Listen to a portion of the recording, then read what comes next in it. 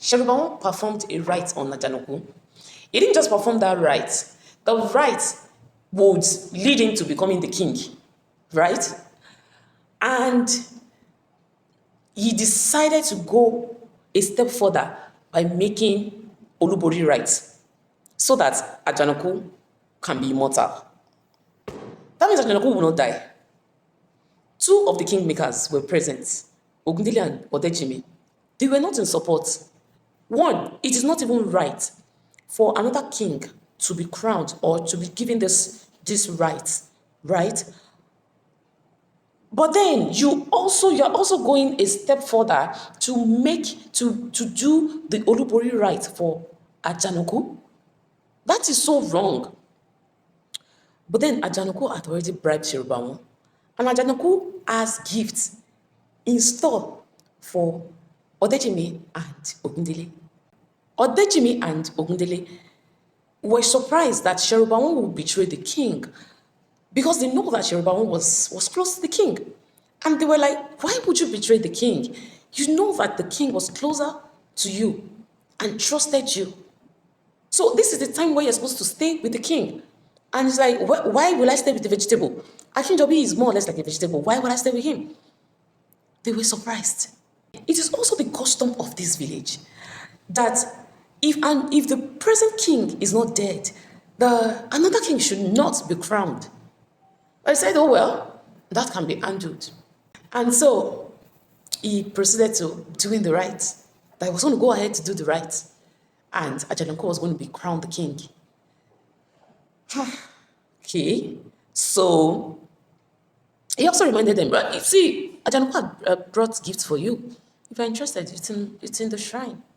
Ogundele goes ahead to say, oh well, we can't stop them now. And apparently there's nothing we can do. So I don't want to lose on both sides. I'll now lose the gift. And still lose because my opinion really does not count in this matter. And so he goes in to take the gift. Odejimi shakes his head and leaves without getting the gift. How? Like Azal, once upon an elephant, we are getting somewhere. So the second act opens with Odejimi's son and Sherubawan's daughter. Sherubawan's daughter and Odejimi's son are lovers. Apparently, Sherubawan's daughter had been waiting for Odejimi's son. Jisola is Sherubawan's daughter. Odekunle is Odejimi's son. They are both arch enemies because Odejimi is really furious with Sherubawan for betraying the king. And then we have their children. We have their children wanting to get married to each other. And of course, you know that they will not even agree. So apparently, Sherubawan had told Jisola, his daughter, that after the coronation, that she should tell his fiancé that Ogundele to bring, to he and his parents should come and do the normal rites. Now, Jisola, started to get concerned, like, why are they not even in good time? What is happening? And Ogundele is like, oh, you don't know that your father decided to crown Ajanoku, knowing fully well that the king was still alive. And Odejimi, that's my own father, did not even, subscribe to that. And that is the genesis of this fight. Now it is affecting the children. Jisola tells Ogundele that, she had a dream, a very terrible dream, that it was their wedding day, and Ogundele had done his own chanting, and it was her turn to do the Ekun Iyawo. But that when she opened her mouth, she couldn't speak. Words were not coming out. And Ogundele was furious at her and was shouting in the presence of everybody that you need to open your mouth and sing, because that's like the thing that would usher her into her husband's house. Open your mouth and sing, because Ogundele was already being embarrassed, and Jisola started crying furiously in that dream. And then she said she woke up, and that the dream is very frightening. Ogundele also accepts that, yeah, that dream is frightening. But then it is not good to share that kind of bad dream. Who have you shared it with? And Jisola said, I've shared it only with my friend, Yosola. who has told her mom, who is going to tell her dad, and says, okay, no, okay, no, don't do that. Just let it be. When you keep telling people, when people keep hearing about bad dreams, it tends to happen. But apparently, that is not the dream that would happen in that sense. But the fact that both the fathers are at loggerheads with each other, even you will not even allow that your own son should marry someone as cunning as Sherubaun. It's the custom of the village. Like, you're not expected to be crowned the next king if the other king is still alive. So apparently, even though we're not told, the king died. King Oba Akindobi died, right? And then the next scene, the next act is the coronation of Ajanoku. And then Ajanoku, is happy. Oh, this is my coronation. And then he starts to brag. He says, look, my name is Ajanoku. I have known that I'm going to be the king, even from my childhood days.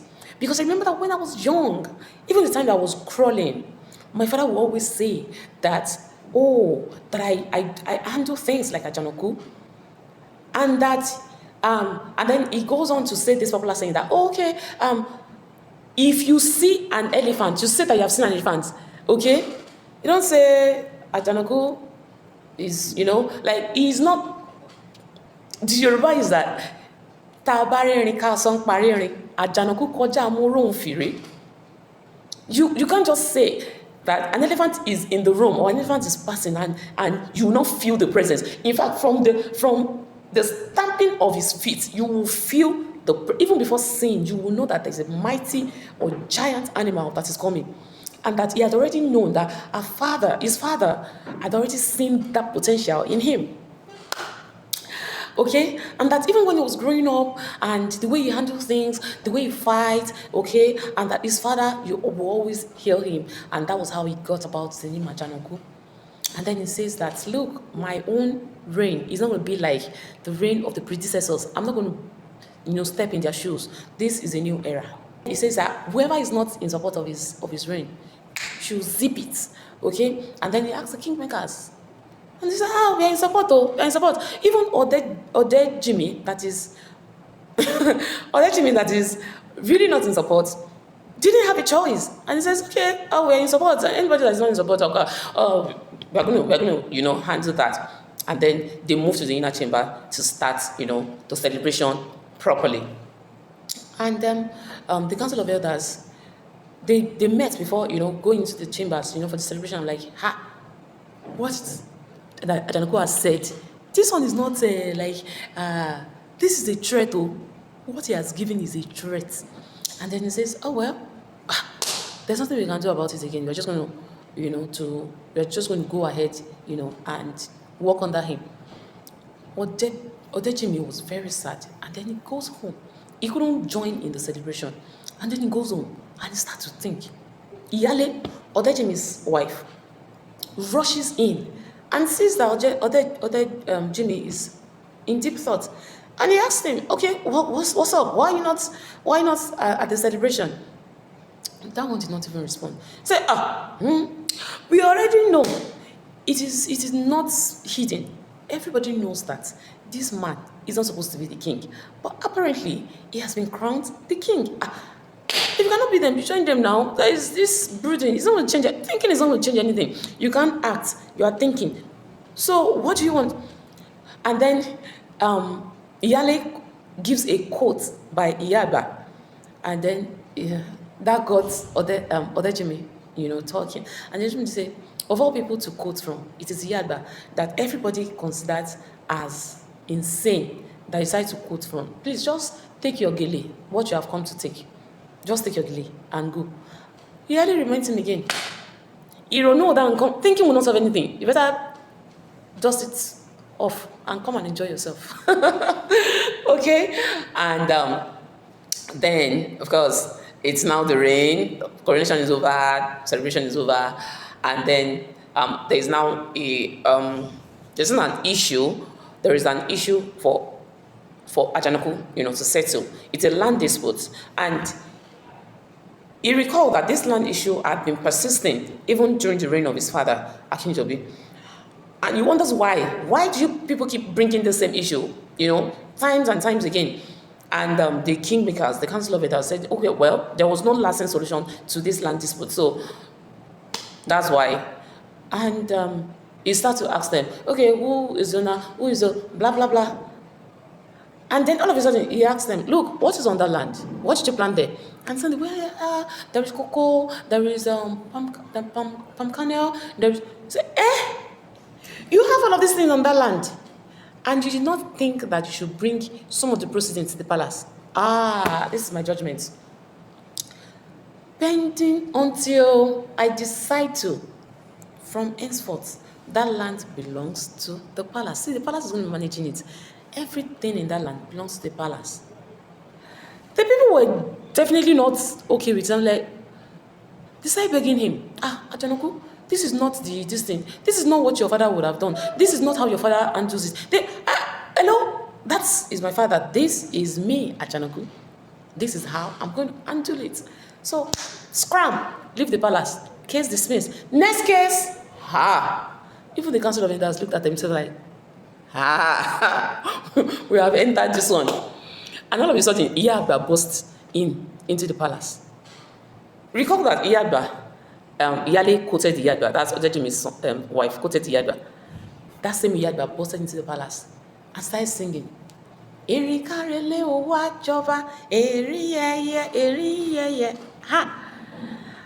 And then Ajanoku was like, hello, what is this one doing? We all know that this woman is insane. What is she doing in the palace?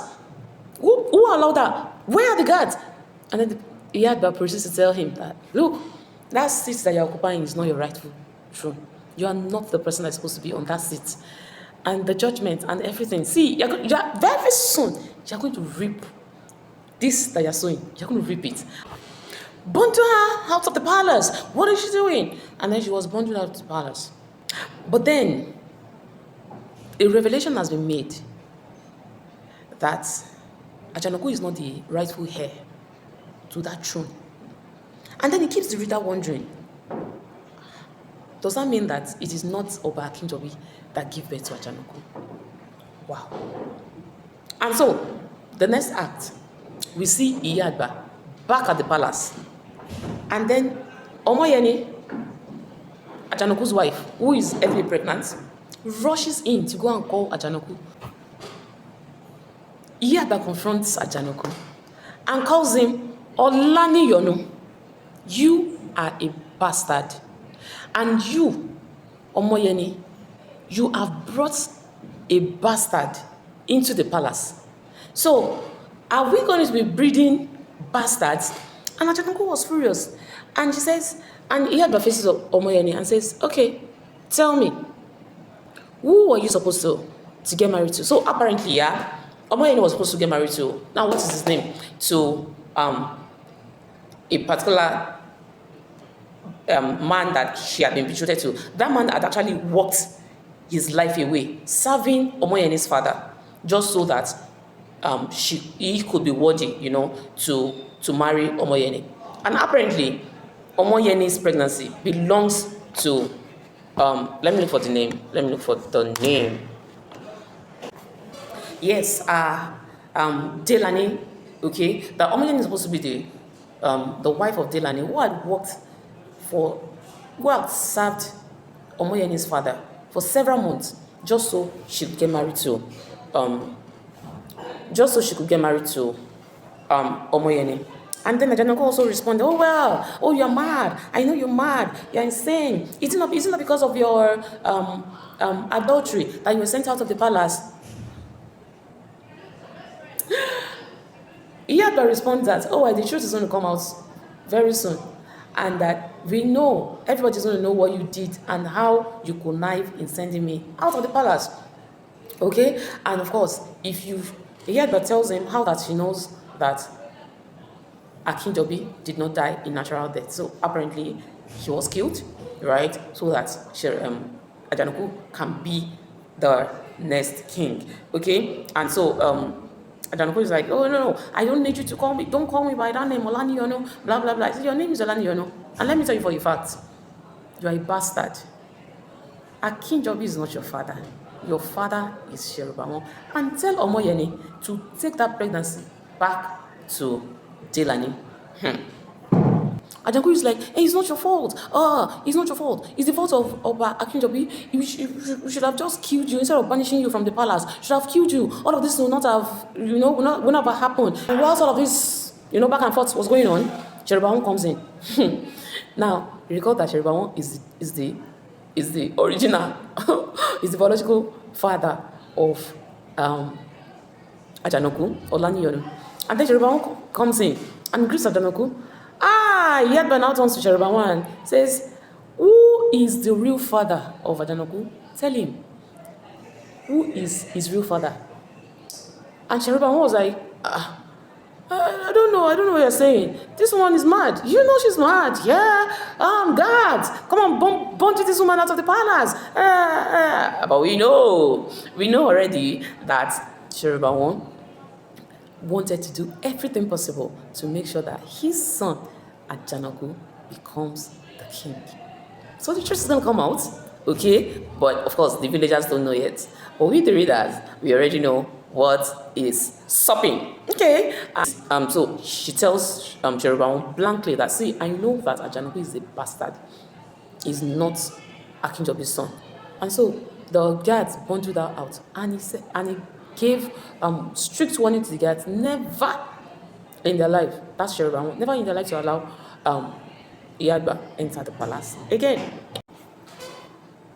So after Sherubamo asked that the guards, bundle Iyagba out, Ajanoku now turns to Sherubamo and demanded an answer. Is it true what she's saying? Am I truly a bastard? Am I truly a goat in a horse's stead? Am I truly a pigeon among fowls? She said I'm a bastard. She said it more than once. So that means I truly am a bastard. I need an explanation. And Sherubamo is like, oh no, why would you believe her? She's mad, so you can't believe whatever she's saying. Your father, Akinjobi, Oba Akinjobi, realized this late. And when he eventually did realize that Iyagba is mad, he had to send her out of the palace. He had to send her out of the palace where mad people is. Don't count her words and everything. But then Ajanoku has started thinking, could it be true that I'm a bastard? We'll find out. So Act 7 opens in the palace with Ajanoku and the Council of Elders. And there are some people, Oguno. They are from Oguno. That's the name of their tribe, okay? And they are constant. In fact, they do not fail to pay tribute, to. So they are always, very.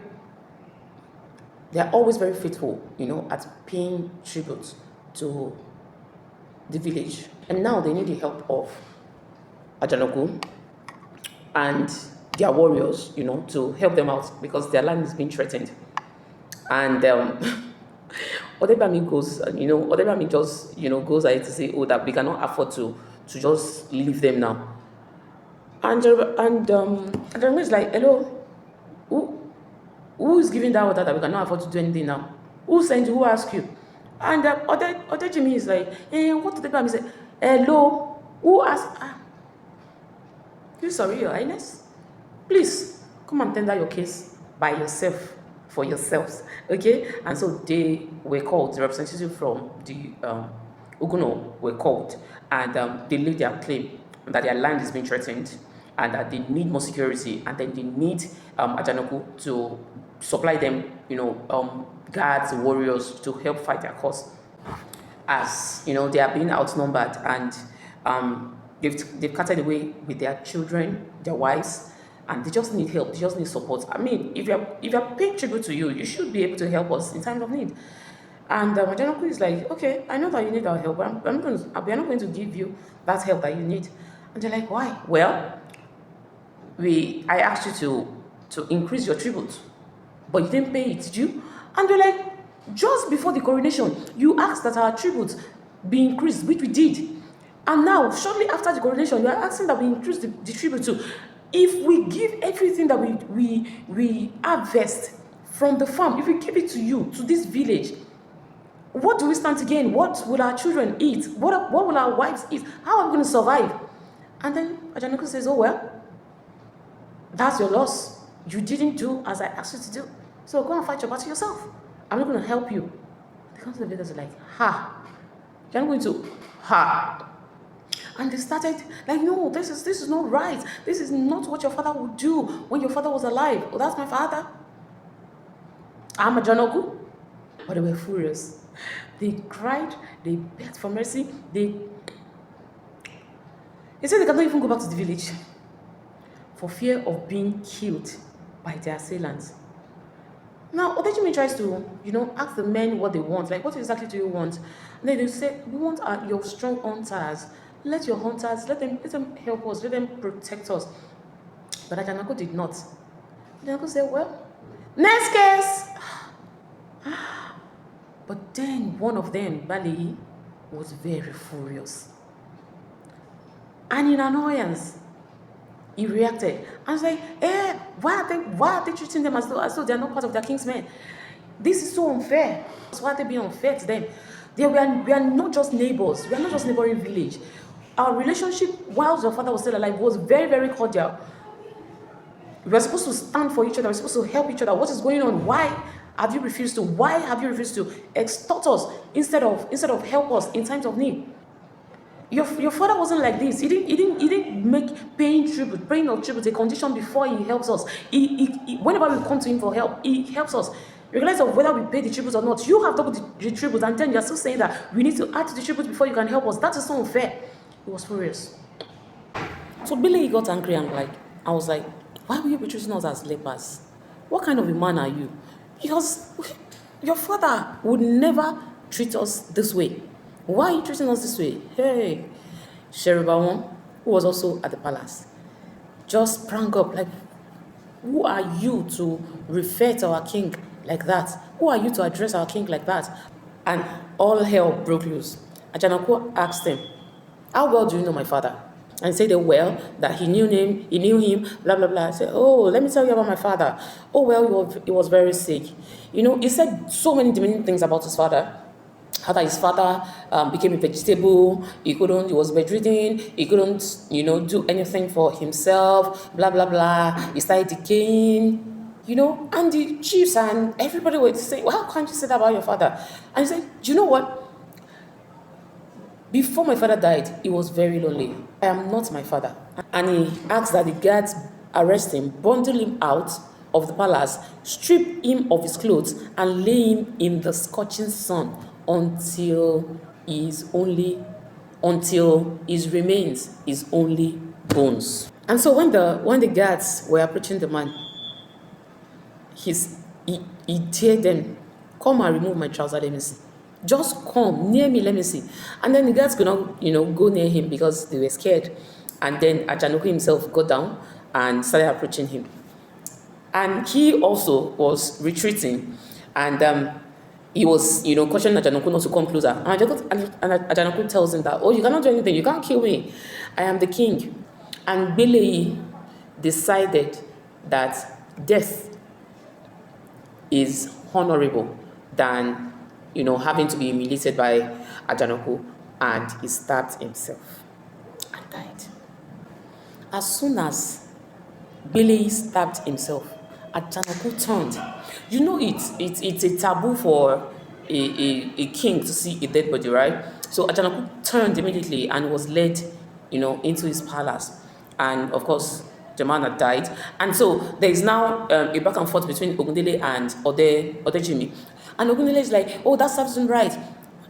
That serves him right. Why will he bring out a dagger? Why will he threaten the chief and the king with a dagger? And Odejimi is like, he's trying to protect himself, he's trying to protect his dignity. Why would the king order that he strip off all of his clothes? That is the height of humiliation. And he was like, but that still doesn't give him right to bring out the dagger, blah, blah, blah. Now that he's dead, that serves him right. This will be a deterrent to others, not to threaten the king, blah, blah. And other Jim is like, no, the king pronouncement is wrong. And then Ogundele now looked at Other Jim and like, what exactly do you have against the king? Because it's obvious that you are not in support of the king. And Other Jim said, oh well, I'm not in support of anybody that goes through the back door. Ah, okay. Now I understand. And Ogundele, insinuated that Odechime is planning something in secret. Still, I'm not planning anything in secret, but if I see that your way is not honest, I will not support you. Odekule and Disola are, having a romantic time in their usual hangout. At their usual hangout, and Disola is asking Odekunle to, sing her some of the jalas. She asked the particular one she asked for one in particular, and Odekunle tells her that he has composed song for their wedding, and Disola, wanted to hear it, and definitely said, okay, why not? It's going to be sweeter if we dance, whilst I'm singing it. And so they started dancing. All of a sudden, that, pounced on them, held down Odekunle, and before they could say Jack Robinson, Ajanu came outside and commanded the guards, drag the girl, that is, drag Disola. Drag what? Odekunle tries to save his girlfriend, but they held him back. And Ajanu dragged Disola and raped her.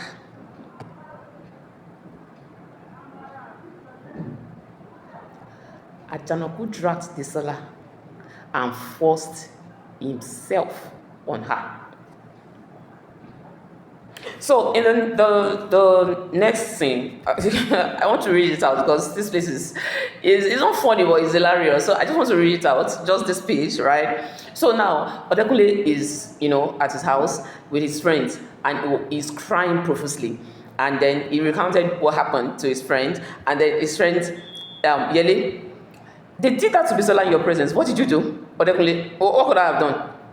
Dele, he asked what you did, not what you couldn't do. Odekunle, they were harmed and I was alone. Dele, they were harmed. Is that what you did? Trying to find out if they were armed or not while they took your woman's pride?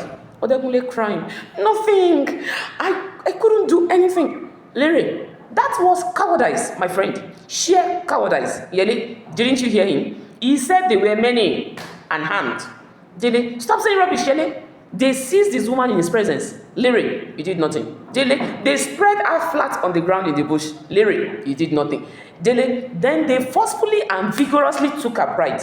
Dele, Larry, you did nothing. Dele, well, you can as well continue with the leftover and do nothing. Yele, I don't think this is the right thing to say to a friend at a time like this. We should be consoling him.